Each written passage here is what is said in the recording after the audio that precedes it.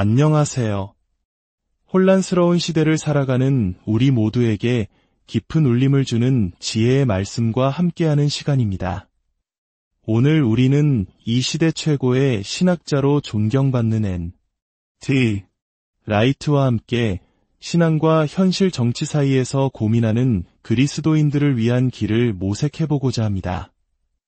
이 귀한 지혜의 여정을 시작하기에 앞서 잠시 시간을 내어 구독과 좋아요를 통해 이 채널을 응원해 주시면 감사하겠습니다. 여러분의 작은 동참이 하나님의 말씀을 더 널리 전하는 귀한 통로가 될 것입니다. 여러분의 삶에 늘 주님의 평안이 함께 하시기를 축복합니다. N.T.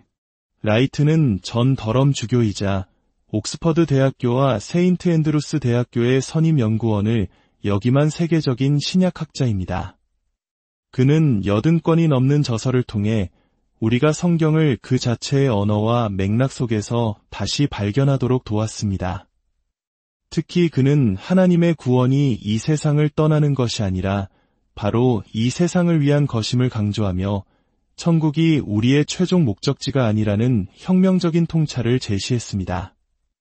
오늘 우리는 그의 최신 저서인 예수와 권력을 중심으로 전체주의의 공포와 재기능을 잃은 민주주의 시대 속에서 그리스도인은 어떤 정치적 증인이 되어야 하는지 탐구해 볼 것입니다.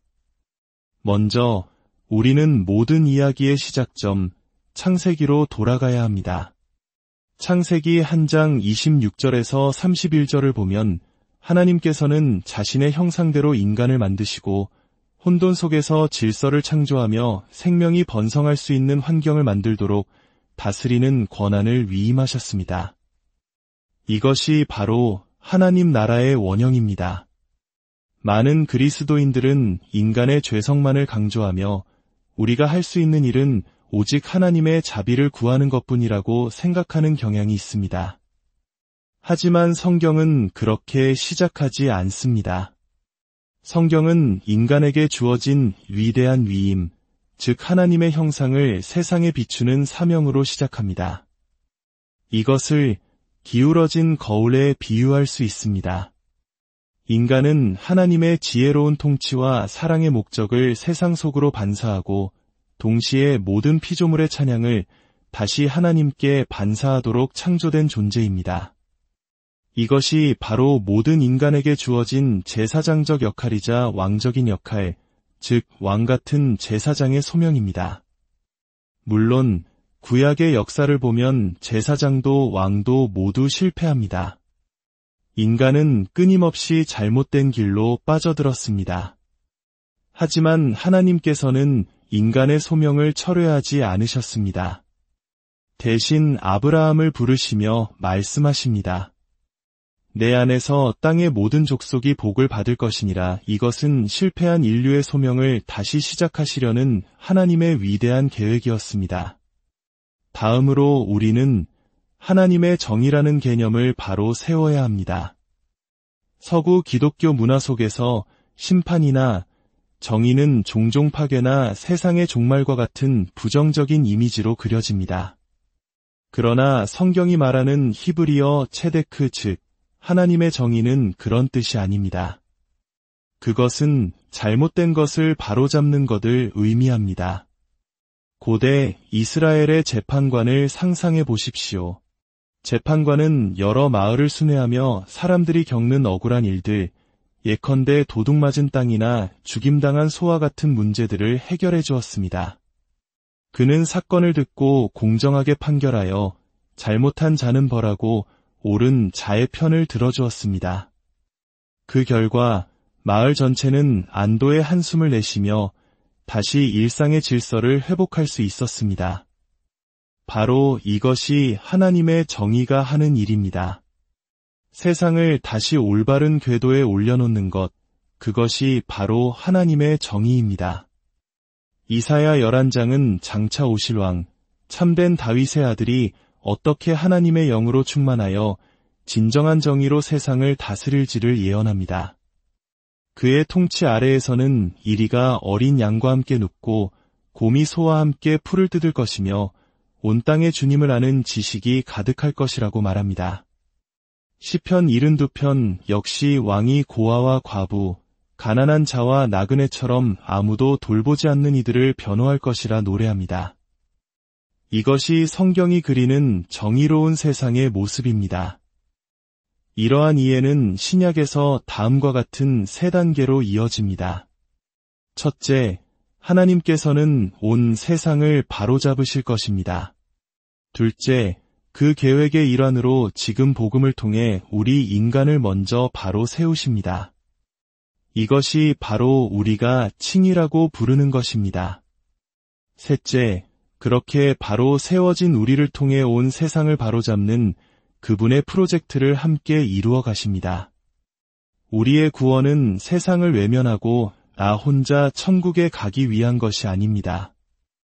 오히려 하나님의 위대한 세상 회복 프로젝트에 동참하는 팀의 일원이 되라는 영광스러운 초대인 것입니다. 이 사실을 깨달을 때 우리의 신앙은 얼마나 더 역동적이고 흥미진진해질 수 있겠습니까? 예수님께서는 이 땅에 오셔서 가장 먼저 하나님의 나라가 가까이 왔다고 선포하셨습니다. 그리고 곧이어 마태복음 5장에서 그 유명한 산상수훈을 말씀하십니다. 산상수훈은 하나님 나라의 정치적 선언문 또는 왕국 선언문이라 할 수 있습니다. 심령이 가난한 자는 복이 있나니 천국이 그들의 것이며 우리는 오랫동안 이 팔복을 우리가 도달해야 할 높은 도덕적 경지로 여겨왔습니다. 하지만 예수님의 의도는 그것이 아니었습니다. 이것은 하나님께서 어떤 사람들을 통해 당신의 나라를 이루어 가시는지를 보여주는 그림입니다. 하나님은 세상에 강하고 힘있는 자들을 통해 일하시는 것이 아니라 오히려 겸손하고 정의에 줄이고 목마르며 평화를 만드는 이들을 통해 당신의 나라를 확장시키십니다. 지난 2000년의 역사를 돌아보면 세상을 변화시킨 것은 이름 없는 평범한 사람들이 드리는 기도와 삶이었습니다. 고대 로마 사회에서는 가난한 자나 병든 자, 교육이 필요한 자에게 아무도 관심을 갖지 않았습니다. 그러나 그리스도인들은 가난한 이들을 돌보고 병원을 세우고 학교를 설립했습니다. 이를 통해 온 세상의 사회적 양심과 분위기가 바뀌었습니다. 산상수훈은 단순히 개인의 성화를 위한 가르침이 아닙니다. 그것은 하나님 나라의 백성들이 세상을 어떻게 변화시켜 나갈 것인가에 대한 청사진이며 예수님 자신이 직접 걸어가신 길이기도 합니다. 예수님의 사역은 필연적으로 세상의 권력과 충돌했습니다. 로마 총독 빌라도와 당시 종교 지도자들 앞에서 예수님은 그들의 권위 위에 있는 자신의 권위를 드러내셨습니다. 그리고 가장 역설적인 방식으로 즉 십자가에 못 박혀 잔인하게 살해당함으로써 왕으로 즉위하셨습니다. 빌라도와의 대화는 이 점을 명확히 보여줍니다. 빌라도가 내가 너를 놓아줄 권한도 있고 십자가에 못 박을 권한도 있는 줄 알지 못하느냐고 묻자 예수님은 이렇게 대답하십니다. 위에서 주지 아니하셨더라면 나를 해할 권한이 없었으리니 이것은 놀라운 선언입니다.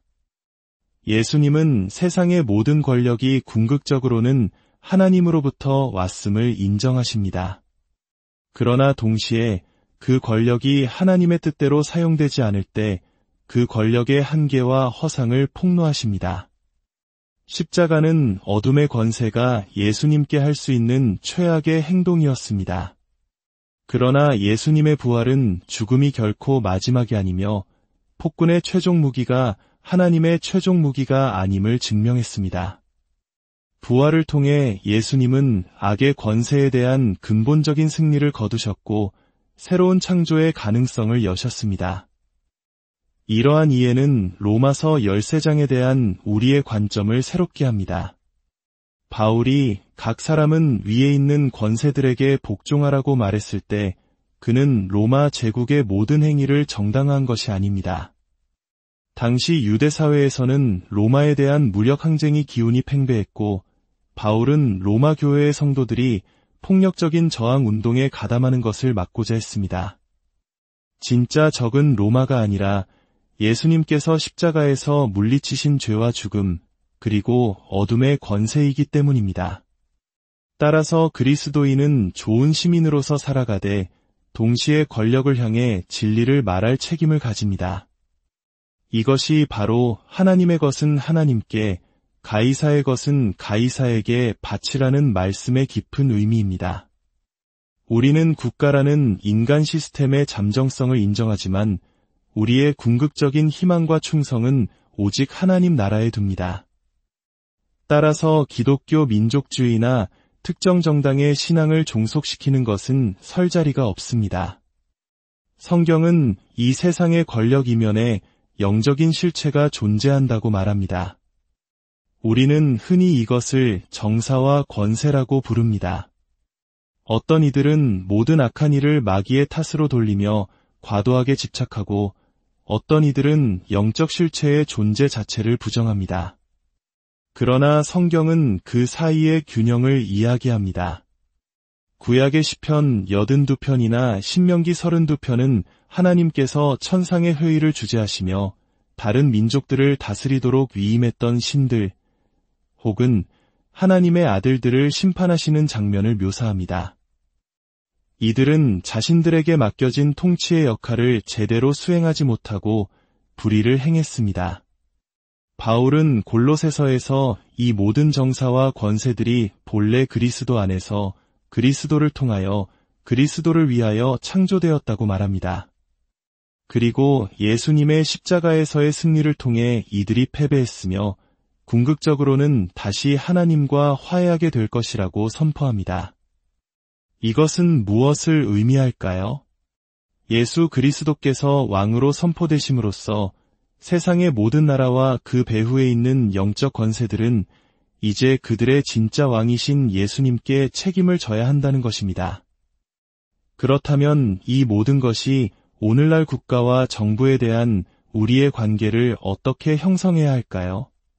첫째, 우리는 위정자들을 위해 기도해야 합니다. 그들이 지혜롭게 통치하여 우리가 평안한 삶을 살 수 있도록 기도하는 것은 신약의 중요한 명령입니다. 둘째, 교회는 진정한 새로운 창조 공동체가 어떤 모습인지 세상에 보여줄 책임이 있습니다. 에베소서 3장은 교회를 통해 하늘에 있는 통치자들과 권세들에게 하나님의 각종 지혜를 알게 하려 하심이라고 말합니다. 유대인과 이방인, 남자와 여자, 종과 자유인이 그리스도 안에서 하나가 되는 교회의 모습이야말로 예수님이 주님이시며 세상의 권력들이 그렇지 않다는 것을 보여주는 가장 강력한 증거입니다.